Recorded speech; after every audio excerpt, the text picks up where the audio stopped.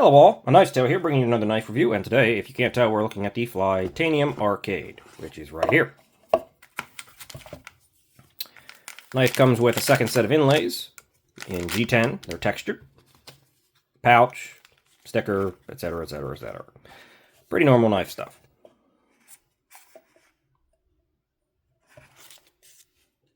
Again, I want to mention that this is not actually accurate. That T-at right there, that is not accurate. You'll see what it is in a moment when I do the specs. So there's your blade. Quick look at the knife. You got a drop point style blade, jimping, thumb studs. Got a very straight aluminum, and in this case, micarta handle. You can get titanium ones, you can get full titanium ones, you can get different inlays. Flytanium does aftermarket parts, and they made this knife to be modifiable or interchangeable, I guess. Not necessarily modifiable, but different hardware, different scales, different inlays. This is a Benchmade bug out. If you can hear that, that's a dog. Yeah, he's interesting. They used the Benchmade bug out thumb stud, which I'll tell you later why I don't like that. The only weird thing is I don't know if they offer any different pocket clips, which is pretty bizarre, considering that would be something that would be definitely priority as far as I'm concerned. So this knife is using the Demko shark lock, which right there. Demko shark lock is a bar of steel with a spring inside that pushes it up and over the blade tang. There's the blade tang right there. Demko shark lock sits there. You have to pull back and up to get it over this little hump. Why is it not focusing? There we go.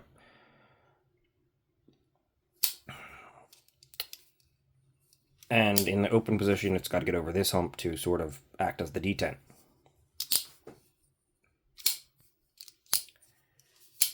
It, like the 80-20.5, which I'm not going to compare it to in this video. This is purely a review of this knife. I will do a comparison video because that, I think, is important. It's a little mushy. It has some resistance here, but it's pretty easily overcome, and this notch right here slows the blade down, so you really sort of do have to. Not that it's hard, it doesn't take much effort, but you can kind of miss with the thumb stud on the reverse flick just due to the smaller nature of it. That was me failing miserably, but you can do it. You can do it reasonably reliably. Let's see if I can. Yeah. But it's not necessarily as satisfying as it could be. We'll talk about that when we get to action, but for now, we're jumping into specs. If I can find my measuring tape. Blade length is hair over 3 1/8, so maybe like right here at the furthest point. Overall length is about 7 5/8, so 7.65-ish, and 4.5 on the handle length. So you're looking at a little over 3, 4.5, a little over 7.5 overall. Comparisons to see where that sort of, and there goes that. Comparisons to see where that sort of puts us. Conspirator for the full-size comparison, and Elementum for the small knife comparison. As you can see, I'm going to reach down and get that for a second. As you can see, this is pretty much in between them, but it definitely does fare closer to the Conspirator, though almost all of that is handle. The blade length is just a bit longer than the Elementum. As you can see, the Elementum doesn't come to this line, but this knife overtakes it. Just barely. Most of it's handle, which is honestly almost as long as the Conspirators. It's not a big deal, mind you. It offers more grip, but yeah, this is a medium knife. Pretty good for general EDC carry. Close comparisons. I'm not even going to waste my time with the elemental close comparison because, yeah, this is a tall knife. I'd say it's probably... Is it taller than the Conspirator? I'd say it's pretty even with the Conspirator if you take the Shark Lock to the Flipper and the highest points. Where it is not even with the Conspirator is thickness, because it is much closer to the Elementum in that case. It is a little thicker than the Elementum, but only by a hair, and mostly because these stick out proud, the inlays. The exact thickness. Okay. The aluminum thickness is at 462 thousandths. I think the Elementum comes around 450. And the actual handle thickness down there is 474, apparently. So yeah, it's a little bit of a transition up. Blade stock is 100 and... Can we get it to go exact? No, 125 thousandths. Behind the edge on the arcade. That doesn't feel right. Hey.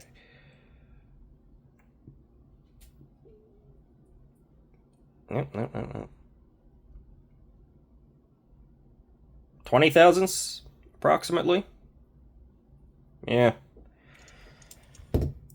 It's a little bit thicker than I necessarily like. I like seeing around 17 on sort of like an average do-everything knife, but it's not too bad. It doesn't get too thick too fast. It's got a decent amount of room to rise up for the bevel. The grind, actually. So it's not too bad. It cuts decently well. I mean, it's got a pretty sizable cutting bevel on there. And it's reasonably sharp.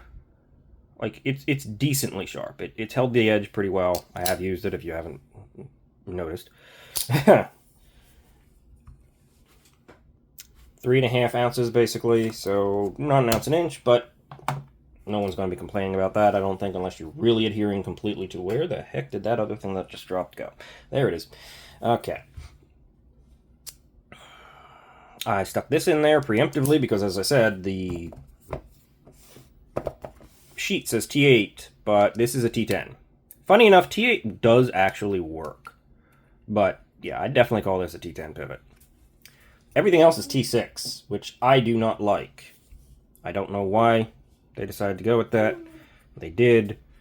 Fortunately, these T6 are done decently well. They seem to be tooled deeply enough and solidly enough, and I don't know. I haven't had a trouble with them. I haven't really taken the knife apart, but they don't... I have, stuck a tool in there and played around and felt them, and I would say they're pretty decent T6s, but I don't like seeing T6, so that could be improved, I guess.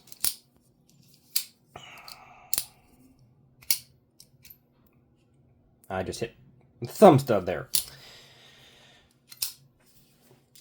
Okay. Now we're out of specs, and we'll just take a quick look at the knife. Overview sort of part. Let's start with the rear of the knife in this case. Got a deep carry pocket clip. It's a pretty tall deep carry pocket clip. I think that could be improved a little bit. And again, they don't offer, as far as I can tell, other clips for this knife, which is weird. Also, this is, wait, what?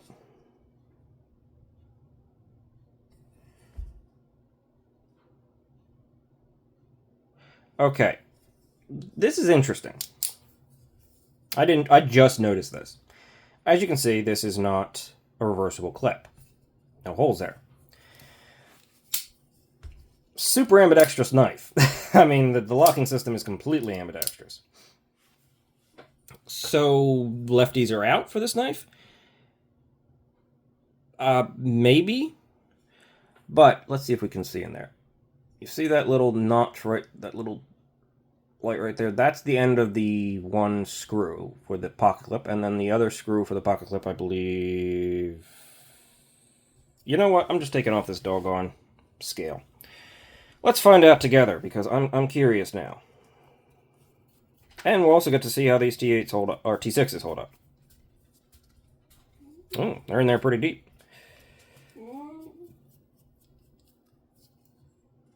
Wow. Okay, yeah, that's a pretty decently long T6.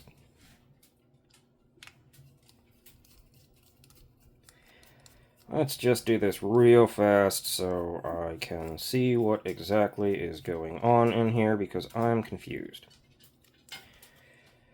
Okay. So, not reversible pocket clip, but as you can see, there is a hole for the pocket clip. So this inlay may not have a hole for the pocket clip, weirdly enough. But the frame is tapped for left-handed carry. That makes me imagine that, or at least hope, that Flytanium offers and sells... You know what? I'm going to pause this video here because I really want to know. I'll be right back. Alright everyone, we're back. Okay, it's interesting. This is tapped for left-hand friendly. They do not sell scales that are tapped for left hand and not tapped for right hand. Basically, when you're checking out, you can click to switch on, toggle the left-handed button, and they will put holes in the knife for you that are basically for left-handers. So it is ambidextrous, and you can get the knife pretty easily. And you can even drill your own holes, I suppose, if you really want to take that shot in the dark. I don't necessarily think I would, but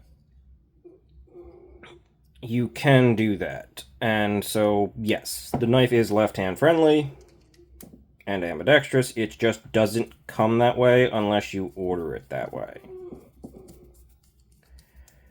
Though, again, the frame itself is tapped, so you're only dealing with the inlay, whatever material you're talking about. In this case, micarta. They also offer carbon fiber, titanium, copper, I think brass, G10. I feel like I'm forgetting something.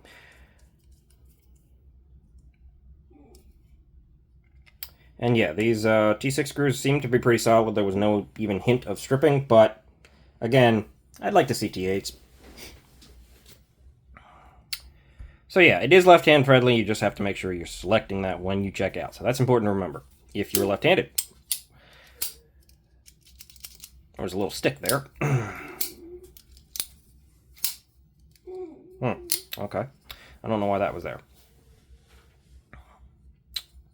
Okay, moving on from the pocket clip, finally.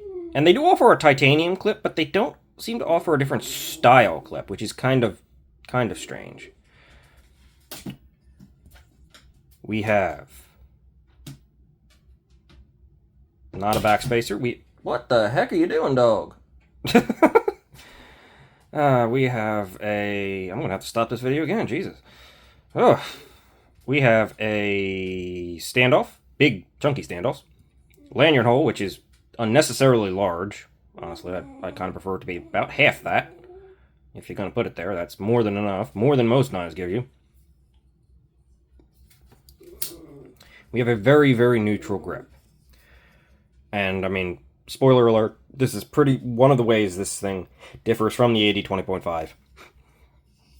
You have a neutral grip. That is more comfortable. These edges are softened. The aluminum is coated, but not chalky, but it is textured lightly. But everything is rounded and softened. So it is quite comfortable in the hand. You do feel the pocket clip, not so much in the Gorilla Grip. In the Saber Grip, where you're sort of shifted back up onto the top of the pocket clip, yeah, you feel it. It's not uncomfortable. It actually sits at a pretty decent spot. So it's probably about as good as you're going to get for a deep carry clip on a knife that isn't specifically designed in some way that perfectly incorporates it. This is pretty good. neutral, so you can sort of go wherever the heck you want. And we have a somewhat ill-defined, but definite forward choke-up spot that, because of this little notch, sort of tells you where you are on it. That is honestly surprisingly functional and comfortable. It doesn't look like it would be, but it's decent. And here, I'm like basically off the clip, so I really don't feel anything. It's pretty decent. It's so-so in this choked up position, or not the choked up position, the gorilla grip position, but it works, and I feel like I could be safe, and I know where I'm at because of this. I'm not too close to the edge. Good there. This is a nice design. Moving on to the blade, S35VN, as I said, the branding is pretty minimal, and it's kept onto the flats, the tang.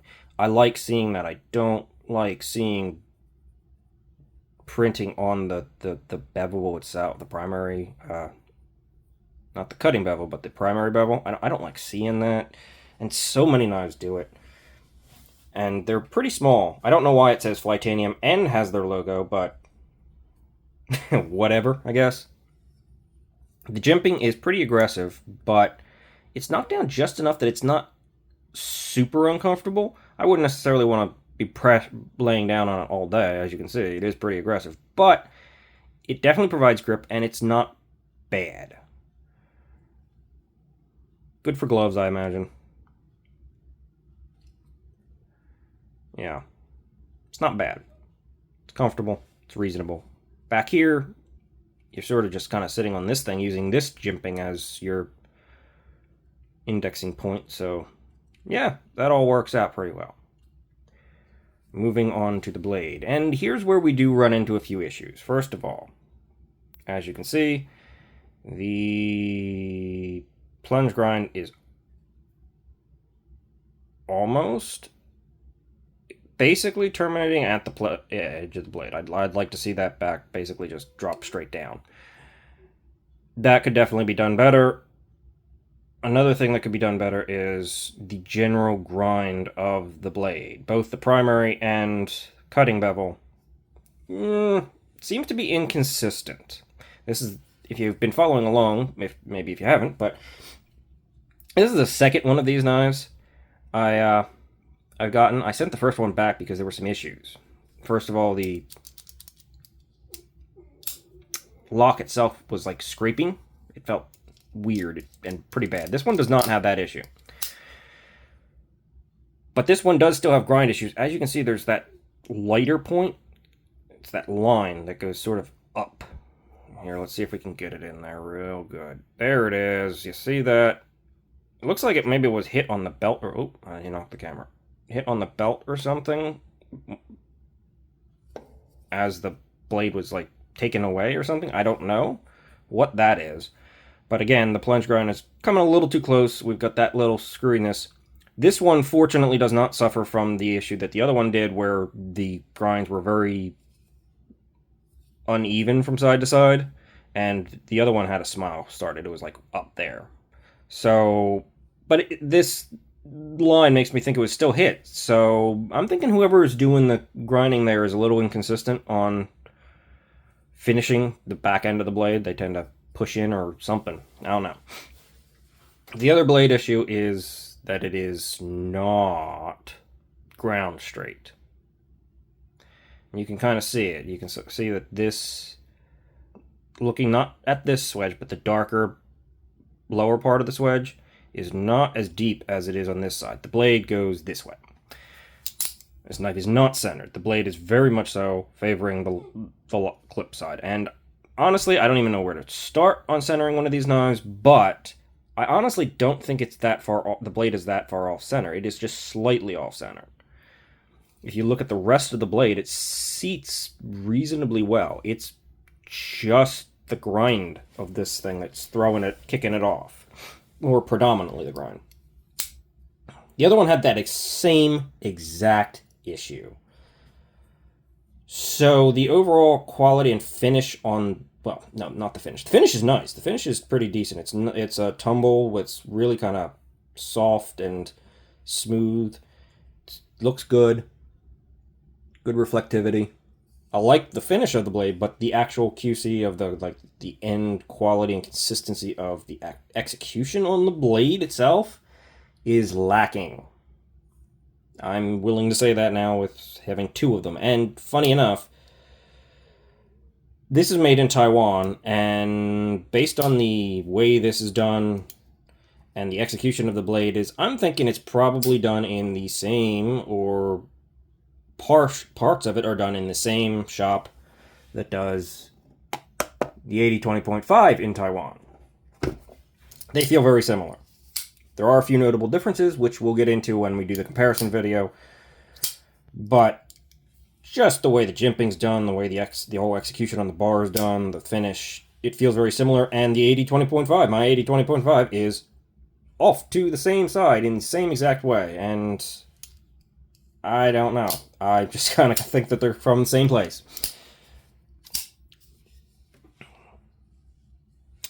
So, I do occasionally also get a little bit of stick. Not that that's a problem, mind you. It's pretty minor. Yeah, right here.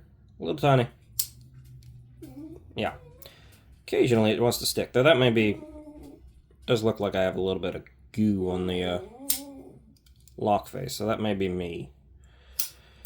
Not a big deal. It's pretty minor. So, overall thoughts of the 80... not the 80-20.5. The arcade. I mean, they're so close. Is that this is a pretty good knife. I mean, it's $189, I think, for this version. Black blade, you go up to $199. Carbon fiber and Ultim variants, you kind of go to $209, I think. I don't know why the Ultim's that expensive, but it is. It's reasonably priced with a good steel that's easier to heat treat. One of my issues with the other knife was blade steel, either being not sufficient or being one that wasn't heat treated well. This is much easier to heat treat, being the S35VN. It's probably going to be performed decently, and it did. It is still sharp. It doesn't feel like it needs to be touched up right yet. It's lost a little bit of bite, but it's pretty good. And the geometry's adequate. I am hoping this entire video you can't just hear in the background, because that's what he's been doing. I don't know why he's doing it, but he is. Dog. Okay. So, let's get back to this knife. I'm getting off track. It's a good knife that I think is probably a good one to consider if you're really looking for a shark lock. The angles on the nubs, basically, in the open and close position that the shark lock actually works off of, need to be a little sharper. They don't provide... You have the retention, but once you get past the retention, it's a little mushy here. But it works.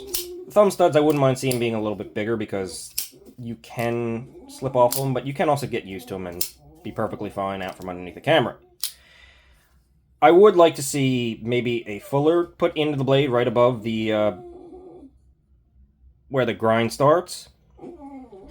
Just make a deep little fuller right along here and put a sharp edge on it so you can reverse flick this thing easier, because the thumb stud is, it's not quite as satisfying as the hole on the 80-20.5.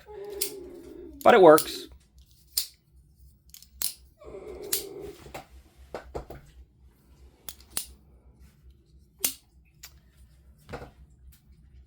So, overall, this is a good knife. I would give this thing a 6.5 out of 10, or maybe a 7. Probably a 7. Which 5 being average, okay, fine. It is a little bit better than average, but the inconsistencies in the blade are dragging it down.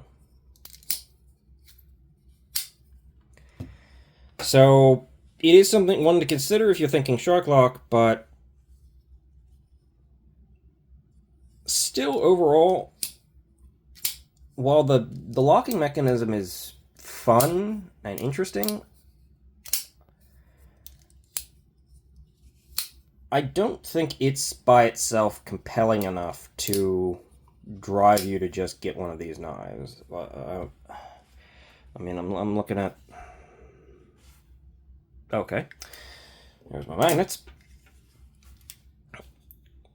An axis lock is just as acceptable for ambidextrous nature, and tends not to cost as much. Like, you know that's part of the price of this knife. And I don't know. It's just not offering that much more difference over the axis lock. I guess maybe it's a little more consistent on the detent. Not really, it's still pretty mushy.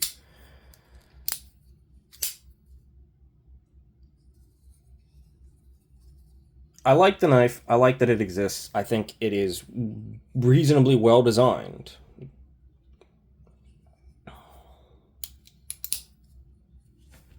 I'm not a giant fan of looking at all this tang, but I don't know. It's just got some QC issues that really stop me from going, yeah, this is a must-buy. Kind of the same with the 80-20.5, but we'll get to that eventually. So,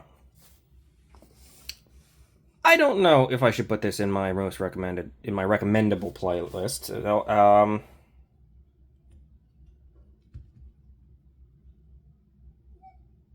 Leave a comment if you think it should go in there. But my experience has been a little too inconsistent with it. And I don't think a recommendable knife is necessarily a 6.5 or a 7 out of 10. 7.5 or higher. And I don't think this quite reaches it. So, that's all for me. Like and subscribe if you would. Hopefully you saw something or learned something new here. And if not, you probably clicked off the video. So, see you in the next one, guys. Bye.